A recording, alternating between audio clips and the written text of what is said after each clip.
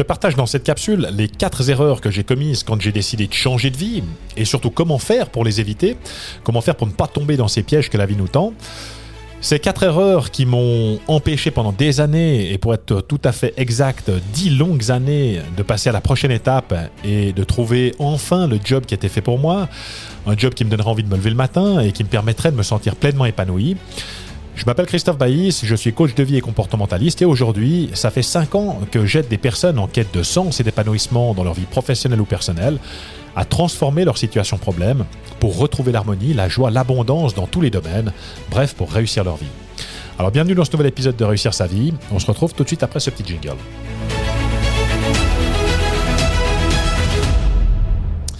Alors bienvenue à toi et bien comme tu le sais peut-être ou pas, eh bien je n'ai pas été toujours aussi épanoui dans ma vie. J'ai au contraire eu des années à ruminer ma frustration d'une situation professionnelle qui ne me convenait pas, avec ce sentiment de ne pas être à ma juste place.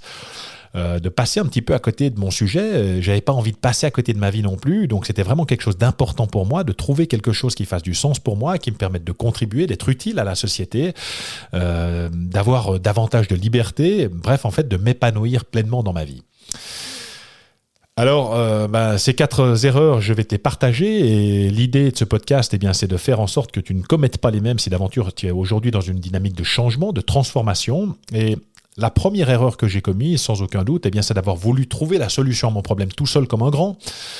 J'avais fait le constat, effectivement, bien que ça ne me convenait pas, j'aspirais à autre chose pour ma vie. Et puis c'est un petit peu comme si j'attendais que ça me tombe dessus tout seul, un petit peu comme si j'attendais un téléphone qui sonne, avec Spielberg au bout de la ligne pour me proposer le premier rôle dans son prochain blockbuster. Alors ces choses-là se passent au cinéma, mais dans la vraie vie, c'est un petit peu plus compliqué. Et le résultat, c'est que je n'ai rien entrepris et pendant 10 ans, j'étais dans ma rumination. Et ce que j'aurais dû faire en fait à l'époque et qui m'aurait permis de gagner un temps précieux, de pouvoir peut-être gagner même des années dans mon épanouissement, c'était de me faire aider simplement par quelqu'un qui avait déjà marché sur ce chemin, qui était capable de m'aider, qui comprenne la situation et puis qui puisse me donner des conseils, des raccourcis ou en tout cas pointer le doigt sur ce qui n'allait pas précisément dans ma situation pour que je puisse ensuite poser des actions là-dessus. Donc effectivement, rester seul avec son problème, focaliser sur son problème, plus je mets de l'attention sur quelque chose et puis plus ça vient occuper mon espace mental, ce sur quoi je mets de l'attention prend de l'expansion, puis pour finir, il n'y a plus rien d'autre, il n'y a plus de place pour pouvoir trouver quelque chose d'autre. Alors j'ai eu beau chercher dans les petites annonces, essayer de trouver une chaussure à mon pied, effectivement, cela ne s'est pas produit et le conseil en l'occurrence, c'est véritablement de trouver quelqu'un qui a déjà ce que tu cherches à obtenir pour pouvoir ensuite gagner de précieuses années sur une vie qui passe somme toute très rapidement. La deuxième erreur que j'ai commise, c'est également d'en avoir parlé autour de moi, même abondamment. J'évoquais souvent ce problème avec mes proches, avec mes parents, avec mes amis, avec mon épouse. Et la réalité, c'est que la plupart des gens ne se sentent pas concernés, ça les concerne pas. En réalité, ils se foutent éperdument de ton sentiment de vide ou d'incomplétude. Personne n'a non plus envie d'entendre les autres se lamenter ou n'a de réponse toute faite à leur apporter. Dans le meilleur des cas, les gens vont te donner des conseils qui vont leur correspondre, qui correspondent à leur propre carte du monde, qui correspondent à la propre personnalité qu'ils ont, aux propres envies, aux propres besoins qui sont les leurs, ou à leur propre mode de fonctionnement. Et puis, dans le pire des cas, ils vont essayer de te dissuader de bouger. Pourquoi ? Parce que ça résonne avec leur propre peur. Donc tu vas entendre des choses, mais si ça marche pas, mais tu as un bon job, mais tu as une bonne situation, puis comment tu feras à la fin du mois, etc. Enfin, tout ce genre de choses. On appelle ça des dream stealers, des voleurs de rêves.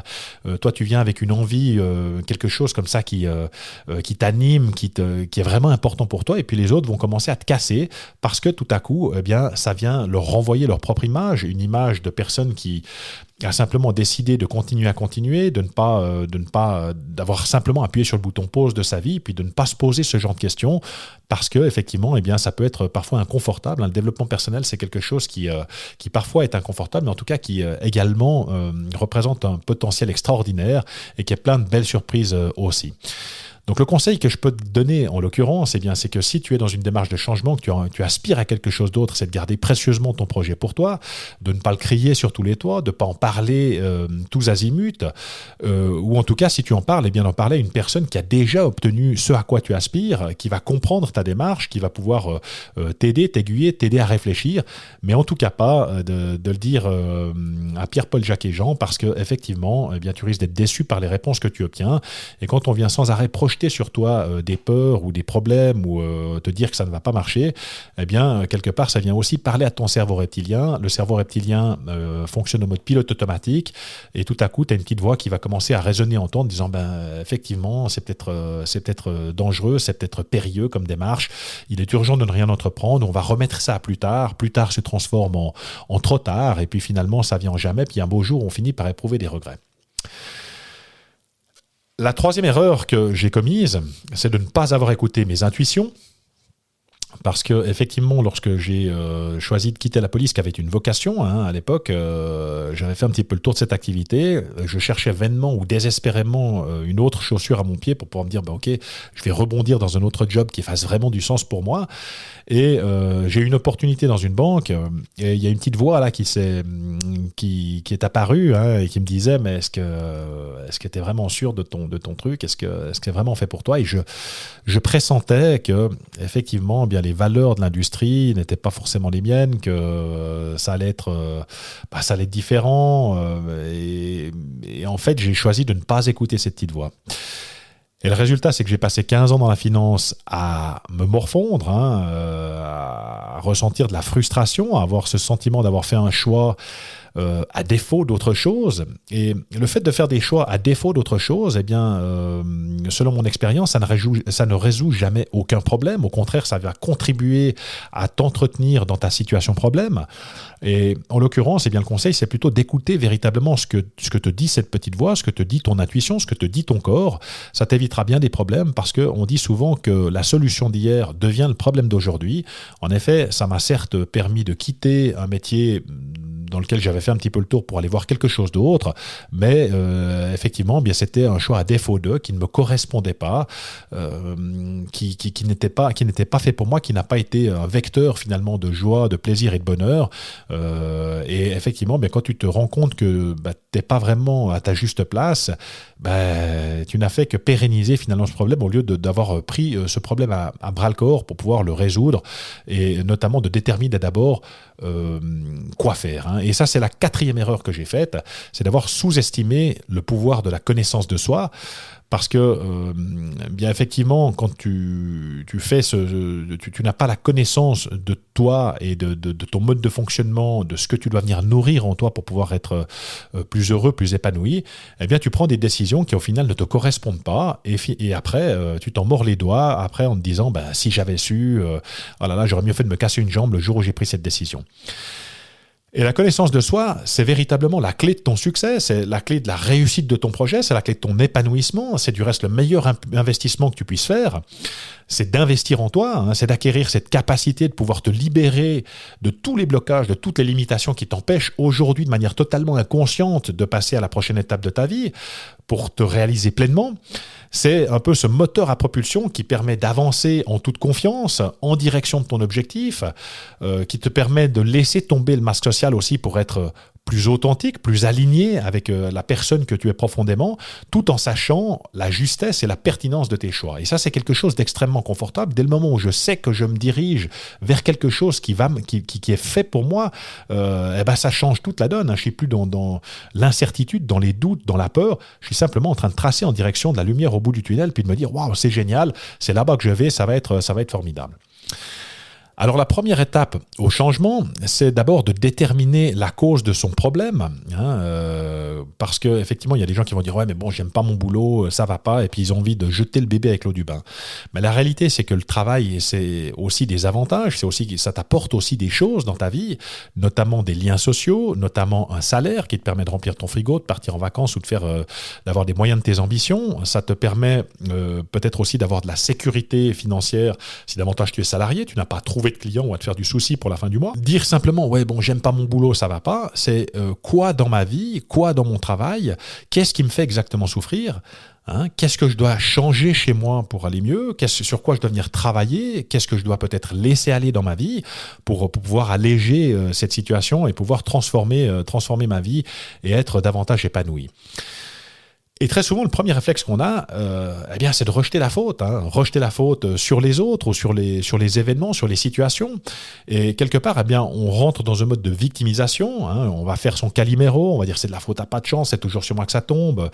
On va dire que c'est de la faute de son chef, de ses collègues, de son épouse, de ses enfants, des voisins, de l'État, de la police. Enfin, il y a mille raisons finalement de placer cette responsabilité à l'extérieur de soi.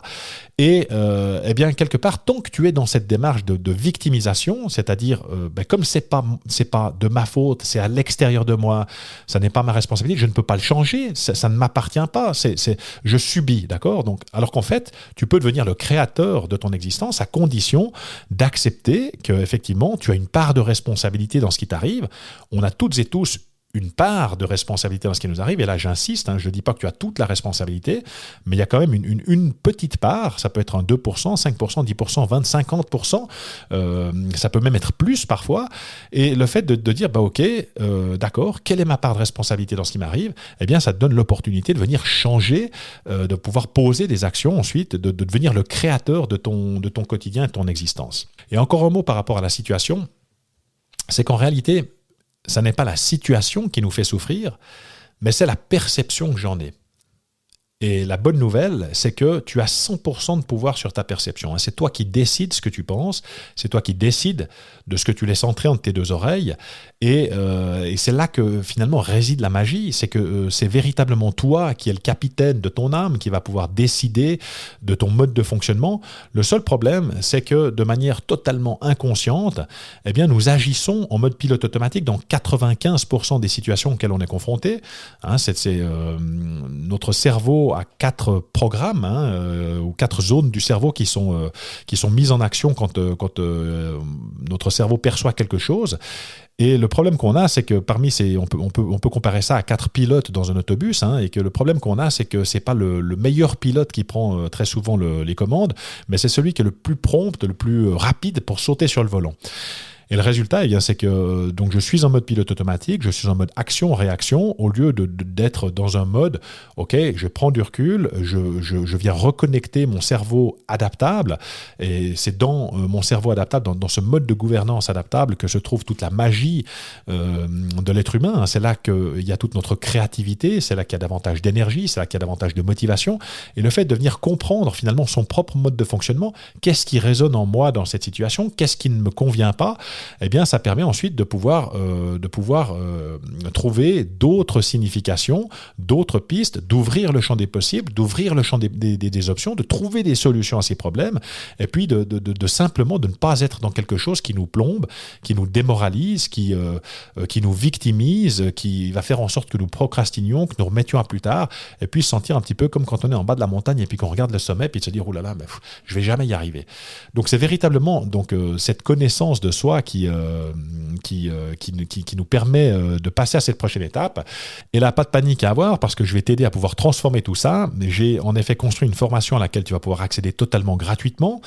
C'est une formation vidéo qui va te permettre de faire ce diagnostic et de procéder à ton anamnèse, de voir exactement quoi dans ta vie ne te convient pas en 1h15. Donc 1h15, c'est pas grand-chose par rapport aux 10 ans qui m'ont été nécessaires pour pouvoir prendre enfin conscience que finalement ce changement n'allait pas venir de l'extérieur, mais c'était quelque chose qui devait venir de l'intérieur de moi, qu'il fallait d'abord que je réponde à ces questions pour pouvoir ensuite passer à cette prochaine étape. Et dans cette formation, je te donne des outils que tu vas pouvoir télécharger, je te partage les 7 causes qui sont à la source de ton sentiment de vide ou d'incomplétude, je te partage aussi les 3 peurs qui nous paralysent et qui nous empêchent d'avancer.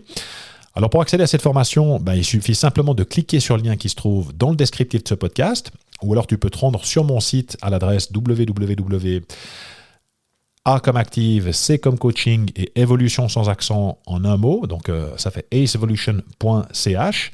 Et puis, quand tu arrives sur mon site, il y a un onglet ressources gratuites et tu peux simplement cliquer sur le programme « Je me sens vide, pourquoi ?» et tu pourras accéder gratuitement à ce programme. Parce que la réalité, c'est que c'est la connaissance de soi qui nous apporte les solutions qui permettent d'agir sereinement et en pleine confiance pour parvenir à se réaliser pleinement. Et ensuite, une fois qu'on a cette connaissance de soi, bien le sens, l'épanouissement et la réussite n'en sont finalement que les conséquences inévitables. Alors si tu as aimé cette capsule, n'oublie pas de mettre un like, tu connais comme moi les affres de l'algorithme et ça permettra en tout cas à ce contenu d'avoir une meilleure diffusion. Sache que tu peux me retrouver sur les réseaux sociaux, Instagram, YouTube, TikTok, Facebook et si ce n'est pas encore fait, bien n'oublie pas de t'abonner si tu souhaites être avisé de mes prochaines publications. Et pour terminer, bien sens-toi libre de partager cette capsule avec des personnes de ton entourage, avec des personnes que ça peut intéresser. On ne sait jamais, ça peut toujours aider quelqu'un quelque part. Alors voilà, c'est tout pour cette capsule. Je te souhaite une excellente journée et jusqu'à notre prochaine communication, je vous dis bye tout le monde.